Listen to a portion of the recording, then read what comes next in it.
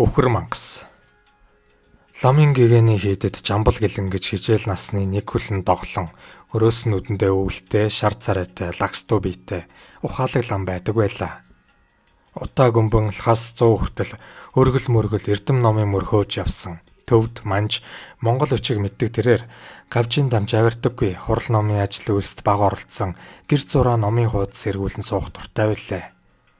Үе тэнгийн ламнар нь та нэг бол гавж болмоор юм. Эсвэл гизэг тавьж ихнэр авмаар юм гэхлээр нь ном мэдхгүй би гавж болж олныг хураад яах вэ? Хар болж малын гол тасалж нүглүүлдээд яах вэ гэдгсэн. Хүрээ хөдөөгүй жамбал гэлэн гэхээсээ үүмхий гүртэн гэж нэрлэнэ. Түүнийг олон бүгдээрээ хүндэлхийн зэрэгцээ. Ламын гигантэн ч тоож хол ойрын албан ажилдаа явуулах нь цөөнгүй. Ламын гигантэн гэдэг маань түм орчим шавтай халахын тамхтай 13 хутгтын нэг бөгөөд эрдэм номд төгс боловсрсон хүн юм. Үүмхий гүртэн гигантэнтэйгээ үе үе мөчөөрхөн давх нь цөөнгүй. Ламын гигантэн богдын хүрээ орох аялалтаа мань ламыг бараа олагсдын бүрэлдэхүүнд аваад явжээ.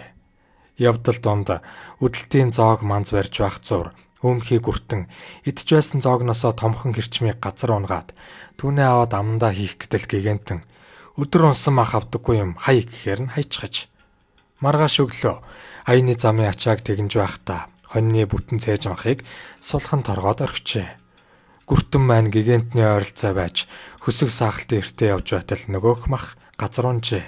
Гигантэн хөсгөө зогсоож ямар үйлс нь хазаасан хүн ачааг татсан юм бэ?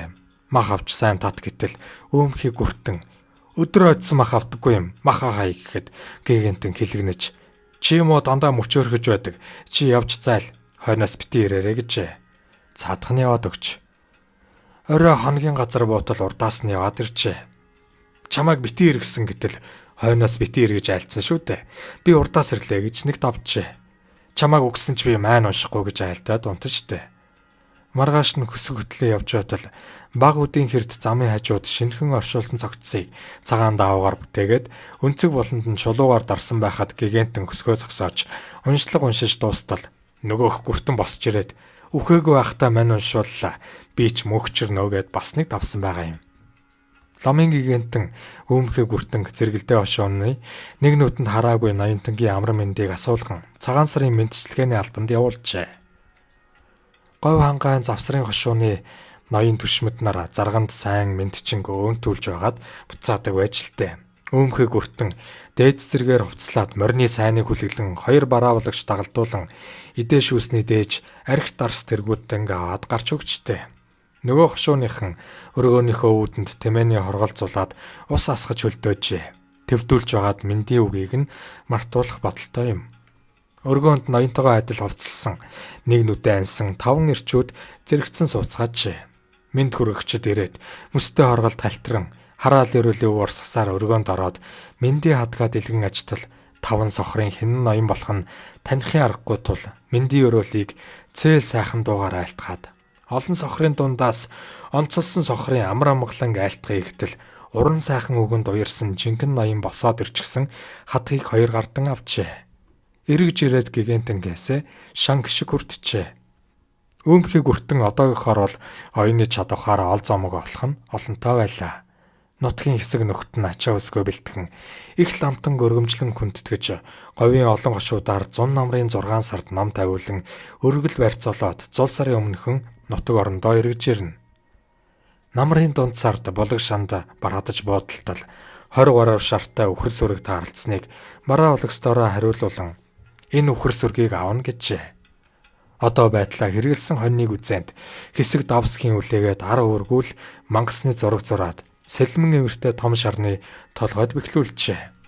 Үхрийн эрэлчд болттой хүний бараанаар тогоо улаасгах үүргийг галч өөгөнд өгөөд ямбаны хувцас өмсөж ном судраа үзэн сууж байтал эрэлчин хар хүн ирээд минь тусаа мэдлцэн аян замын байдлыг асуудал бид хол нутгийн хүмүүс явах гэтэл танаа энд өхөр мангас тодорсон газар юм аа.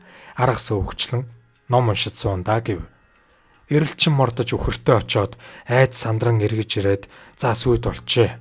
Манай түчээ шарны толгойд аимшигтай юм байна. Би айгаад сайн ч харж чадсангүй. Таал аргалж аль гэжтэй. Ламч очоод нөгөөх гүзээгээ тэрвэрчгсэн дээр доор дэвхрээд бөөн сүртээрээд халуун тогоонд хийж таг тавин болуултад пис бас хийгээд чимээг болохоор шороогоор булж ном уншиж тодорсон үхэр мангасыг дарчээ. За бид одоо бушуухан явъя. Ачаа хөсгөө бэлтэг гэж лүндэн буулгаад удвал дахин үхэр мангас тодорч нутаг нугаараа сүрэх юм байна гэхийг сонссон эрэлчин. Энэ гайтай сүр өхрийг та бүхэн аваад явж үзэж гуугаад би та нарын замыг тосож өргөл барьцаа бэлтгийгээд яран явжээ. Ачаа хөсөг хөдлөхөд бэлэн болж галж өвгөн ламтан минь тогоогоо хуу хаях уу гэтэл авалгүй явах уу юунда хоол цайгын гэж бодоовэ гэж зандрав.